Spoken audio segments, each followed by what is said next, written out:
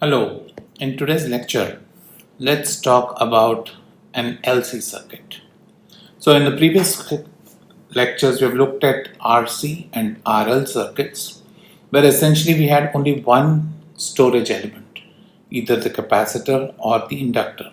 Now let's look at a circuit where we connect these two storage elements to each other and see how the time evolution of the circuit looks. Let's first recall about the inductor and the capacitor. So the capacitor is an element whose current is proportional to the first derivative of the voltage. Energy is stored as a charge across a potential difference in the capacitor, and therefore what happens is that in a capacitor the voltage cannot change abruptly. On the other hand, on the inductor, an inductor is an element whose voltage is related to the first differential of the current. Energy in this element is stored in the magnetic field or in the coils associated with the inductor. And because it is a current driven phenomenon, the current in the inductor does not change abruptly. So this is an inertial voltage element and this is an inertial current element. Now let's assume that we have taken a capacitor, we have charged it up to some initial voltage V0, and we now connect it across an inductor. And let's look at this circuit at some time t. So at some time t, there's going to be some voltage across the capacitor and some voltage across the inductor, right? Now because these two are connected in parallel, we expect these voltages to be equal to each other. And so therefore, if I define the currents as flowing from the positive to the negative terminals of the inductors or capacitors, then the sum of the currents have to be equal, which gives us the following differential equations. The current in the capacitor is given by C dVc by dt. The current in the inductor is given by the integral of the voltage. And so you have an equation which has the first derivative and the integral. So differentiate it once and what you get is this equation, that's d squared Vc by dt squared plus 1 by Lc Vc is equal to 0. So you get a second order differential equation which defines the time evolution of the circuit. What's curious to see is that this equation looks very similar to a simple mechanical spring, right? So this looks like the displacement equation for a spring. And therefore what we expect is that the solution for such a differential equation is given by the exponential or the sinusoidal expression. So we get that Vc in the most generic case can be written as a sine omega naught t plus b cos omega naught t, where since both the sine and the cosine satisfy this equation, and we also know that it's given by this characteristic frequency, and this frequency is nothing but the 1 by square root of Lc. Now to calculate the values of a and b, we need to apply the boundary conditions like how we did in the RL and the RC circuits. So what are the boundary conditions for the circuit? We know that the voltage in the capacitor at time t equal to 0 was V0, right? So the minute we start analyzing the circuit, since the voltage across the capacitor cannot change abruptly, we expect that the initial voltage across the capacitor is going to be V0. Also initially there was no current flowing in the inductor, and since the inductor is an inertial current element, we expect that this inductor is going to ensure that the initial current that is drawn through the capacitor is going to be 0. So when you impose those two conditions, that Vc at time t equal to 0 plus is V0 and Ic at time t equal to 0 plus is 0, what you get is that the voltage across the capacitor shows a cosine function, right? So the voltage is maximum, decreases to 0 and then to minus V0 and so on and so forth. The current on the other hand has a sinusoidal function, right? So the current and voltage have a phase difference between the two. So similarly now if I look at the inductor side of the circuit, I can also extract this current by calculating the current from the integral. So I know that Vc is equal to VL. So using that also I can calculate the current, and what I get is essentially that the current in the inductor is a sinusoid. So the voltage in the capacitor is a cosine function and the current in the inductor is a sinusoidal function. Both will have the same characteristic frequency of omega naught. So both these voltages, so all voltages and currents in the circuit are periodic, and all of them have a time period of 2 pi by omega naught, where this omega naught depends on the inductance and capacitance in the circuit. So therefore, if I look at the voltage and currents as a function of time, you see that the voltage across the capacitor shows a cosine function, the current in the capacitor shows a minus sine omega naught t function.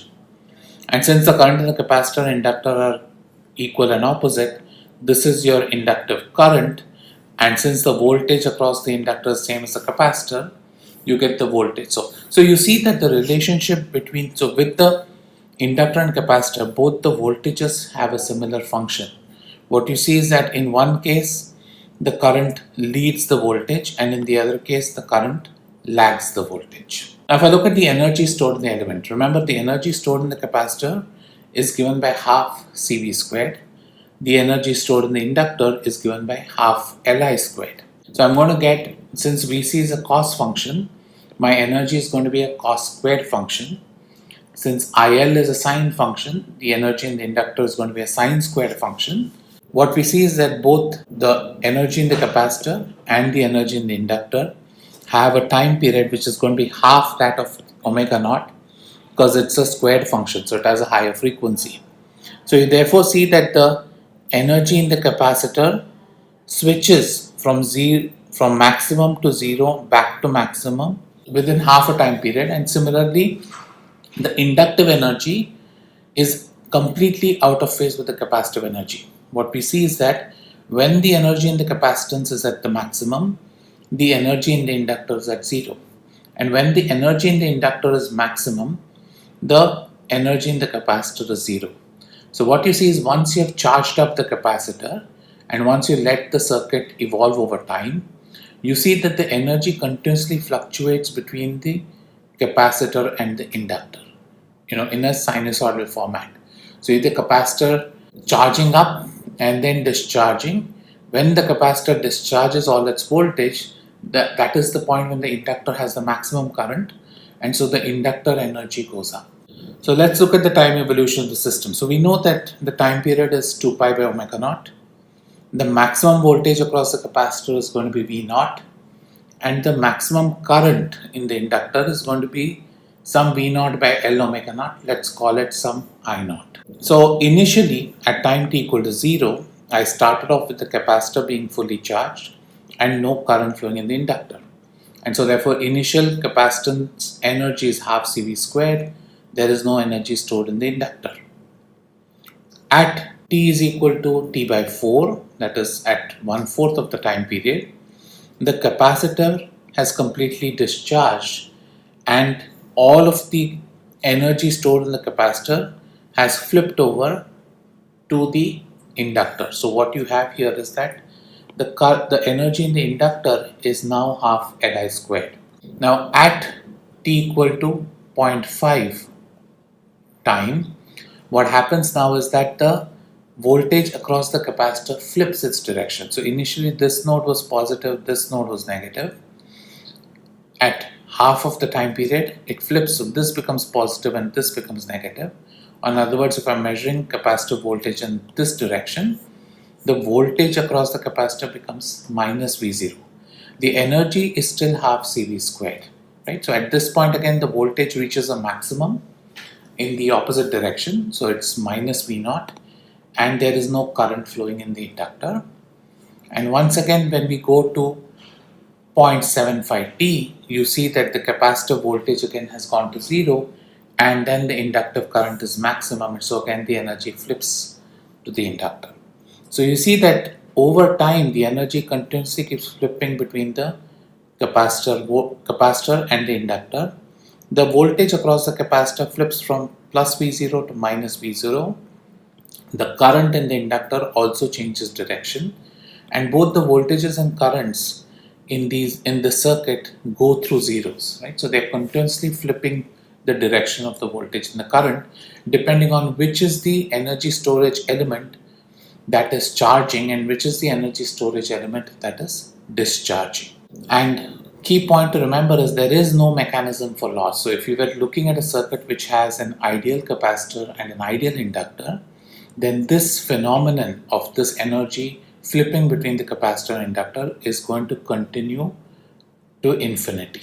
Now let's look at the impedance of this circuit. So if I look at the impedance of the circuit looking into this common node between the capacitor and the inductor, we know that the capacitive impedance is given by 1 by SC, the impedance of the inductor is given by SL. So if I look at the net impedance looking into this node, it's going to be SL divided by 1 plus S squared LC.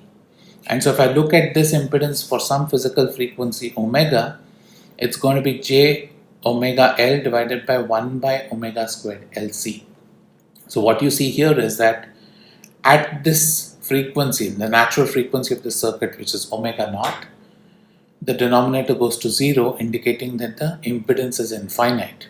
When omega is less than omega naught, right, then you see that the impedance is purely inductive. And for higher frequencies, that is when omega goes greater than omega naught, the impedance becomes capacitive.